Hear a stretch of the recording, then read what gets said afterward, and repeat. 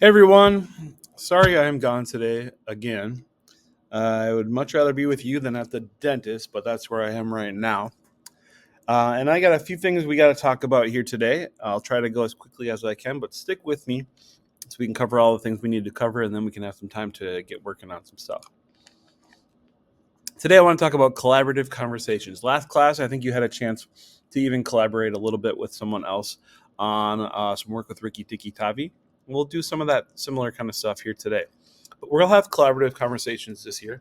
And when we do that, well, we're having a discussion between two or more people where we're participating to cooperate with one another. These conversations often involve offering insights and ideas about what we've read, listening carefully to the ideas of others, and responding thoughtfully to one another. In a collaborative conversation, you need to be prepared, meaning you've read the text, and if necessary, you've maybe done any additional research or anything else that was required before you begin talking about the text with someone else in a collaborative conversation. You want to choose language that's respectful and encouraging, and you're careful not to dismiss or ignore the opinions of other people in a collaborative conversation. We want to reflect on and consider the ideas of others and perhaps change or adjust our own responses when you hear valid evidence that indicates an adjustment is necessary. You might hear something someone else said and say, "Oh, actually, I kind of agree with that. Actually, you have a good point there." So come with an open mind to a collaborative conversation. And you might even want to defend some of your own points or challenge what other people have said. Do that respectfully. And when you do that, try to see if you can use textual evidence. We've talked a lot about textual evidence already this year. We'll keep talking about it today and into the rest of the year. But we want to back up our opinions and our thoughts with evidence from the text. Today, I also want to talk about short constructed responses. We're going to ask you to do one of these very shortly here. This is pretty much what it sounds like, a brief, organized written composition that answers a prompt. So, a question, something that we're asking you to write about, is what a prompt would be. To write your response, you'll paraphrase the prompt to guide your thinking. Look at what it says, try to put it in your own words so that you know that you're on the right track. Then you're going to plan your analysis and write your response using textual evidence that you've probably already annotated. It often helps before you do a constructed response to have a collaborative conversation about the prompt before you try to just tackle it on your own. So we'll practice that today.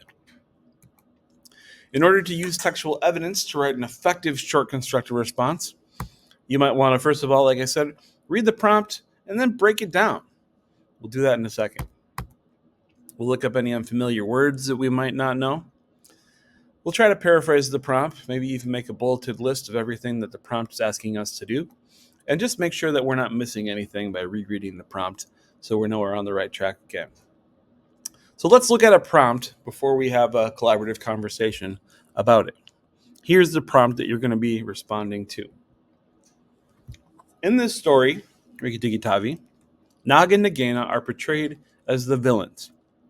Do you think that Naga and Nagana are truly evil, or have they been unfairly cast as villains?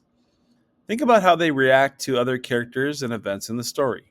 Then, choose a side and write a brief response that explains your position. Use both explicit and implicit evidence from the text to support your points. Now, that's a big prompt. It's asking us a lot of things here. There's a few sentences that we need to kind of make sense of. So let's try to do that. First of all, we want to look for any words that might be words we don't quite know. Portrayed is not a word I see every day. You might know what the word villains means, but if you don't, you can look it up. Cast. I know that word, but maybe not in this sense. Unfairly cast as villains. So here's a few definitions that might help me out. Portrayed means depicted or described in words. So they've been depicted or described in words like villains. They've been depicted as villains. Villains are bad or evil characters. And it's asking, have they been unfairly cast as the villains? Have they been unfairly made to appear as villains? So we just want to think about the words. And then think about, what is this prompt actually asking me to do? If I were to put it in my own words, could I just kind of paraphrase it? First of all, it's asking me to decide whether Naga and Nagana are truly evil or have been unfairly cast or made to appear evil. That's the question here. We need to write a response that explains our position after we've kind of thought about it. And in that response, we need to use both explicit and implicit evidence from the text. So it's not just going to be our own thoughts. It has to, be grounded in some textual evidence. So what I'm going to have you do is maybe just give you about 2 or 3 minutes to think about it for yourself, really get to understand this prompt, and even start looking back in the text to see what you might say about it.